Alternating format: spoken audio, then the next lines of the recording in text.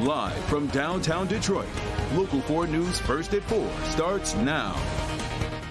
Good afternoon, everybody. I'm Karen Drew. First at 4, we can't get a break when it comes to the weather. You can probably barely tell. This is a live look at Campus Martius, but the flakes are falling right now, flying by, kind of ruining that shot for us. We are going to see more rain, more snow. So in our first forecast, let's bring in Kim Adams. She is pinpointing exactly what you'll see and when. Kim. I don't know if you could hear me in the background go, what is that? I know, right? Where's Big that? cotton ball. Yeah, it is snowing in downtown Detroit, and something kind of interesting going on with Exact Track 40 radar that I need to explain to you. Notice these reds and yellows. Typically in the summertime, we would think of that as a strong thunderstorm, but right now what's happening on the radar is something called bright banding, which means that the snow is falling and it's starting to melt as it hits the warmer air. So this little snowflake is wrapped in a little bit of rain, and it has a higher reflectivity, so it comes across as looking like a strong thunderstorm. But in fact, it is snowing in Warren, Hamtramck, in downtown Detroit, Lincoln Park, Southgate. It's a very wet snow, but it is snowing across much of Metro Detroit at this hour.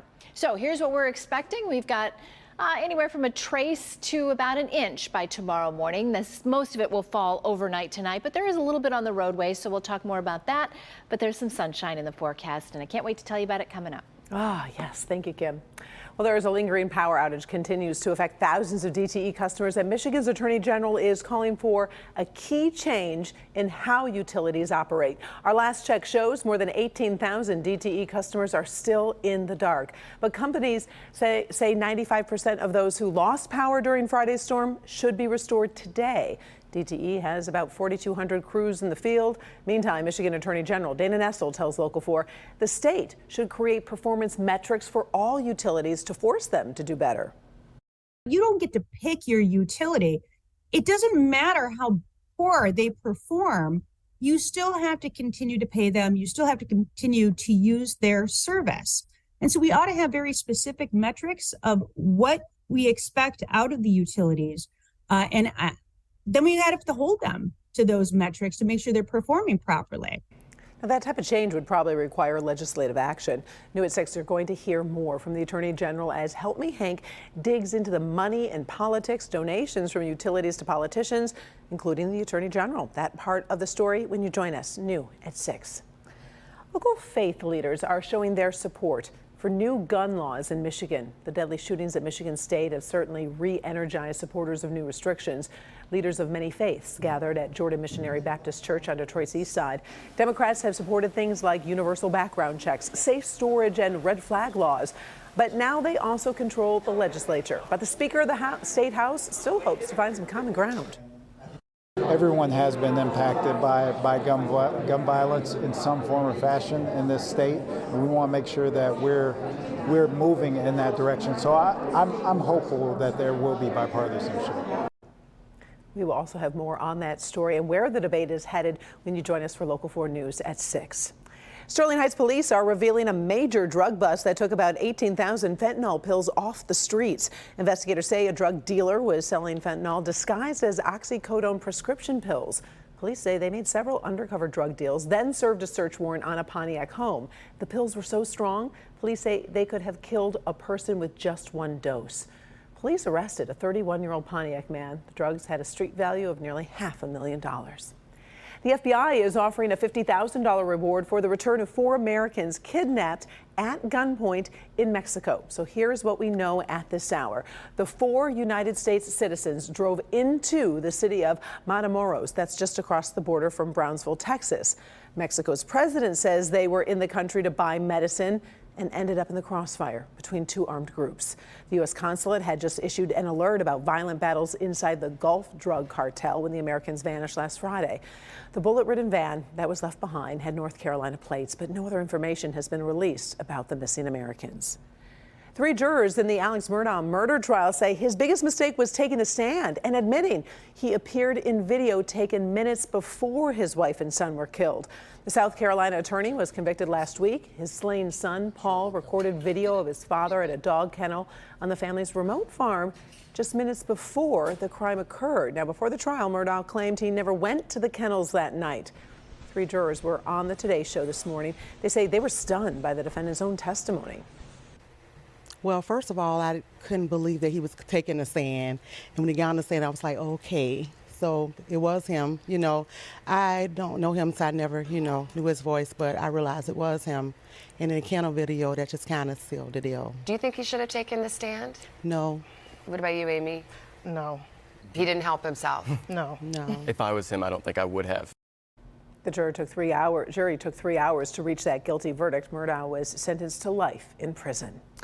Well, here at home, I want you to take a look at this video. High school kids standing in really long lines to pay $8 for a scoop of ice cream. But it's not what's in the ice cream, it's what the ice cream represents. Help for a 4-year-old with a big wish. Paula Tubman is in Sterling Heights to explain. Here at Sterling Heights High School, Charity Week is big business. Every inch of real estate is really dedicated for this fundraiser, not just for this little girl, but really for the larger cause. They are down for it. They are here for it. And who knew ice cream would be such a hot commodity? The student leadership advisor put it in plain terms. These students are creating new meaning of the word side hustle. We basically hustle all week to try to make as much money as we can for the kids that we're going to try to send to Disney.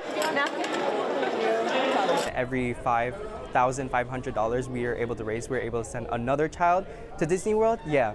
So last year we were able to raise $34,000. We do everything from food to fun. Anything we can do to make Rainbow Connection and Sailor enough money to go to Disney. But it's when you see why, you understand the passion and dedication. Meet Sailor. I'm 5 years old. Sailor has leukemia and one big wish.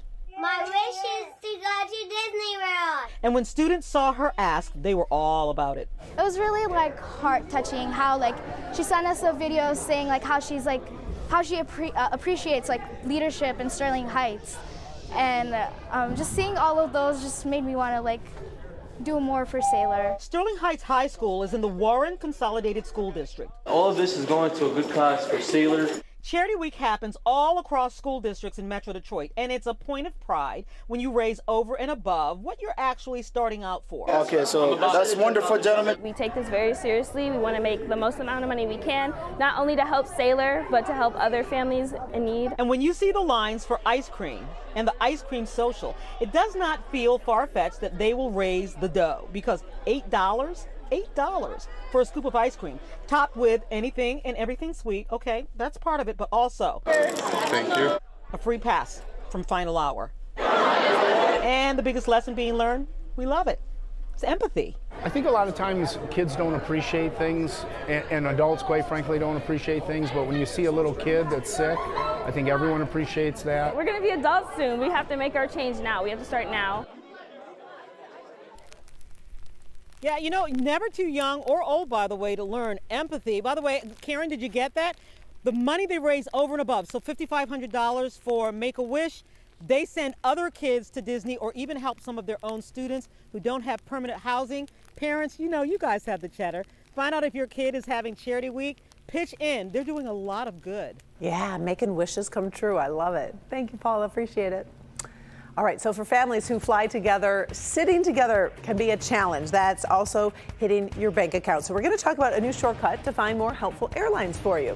Also, a new promise about a poisoning scandal in Iran. More than 1,000 girls have shown symptoms. What the country's supreme leader is saying today about possible consequences. And later, Bruce Willis had some infamous battles with the paparazzi in the past. Now, his wife is asking for some compassion. You'll see part of her message first at 4.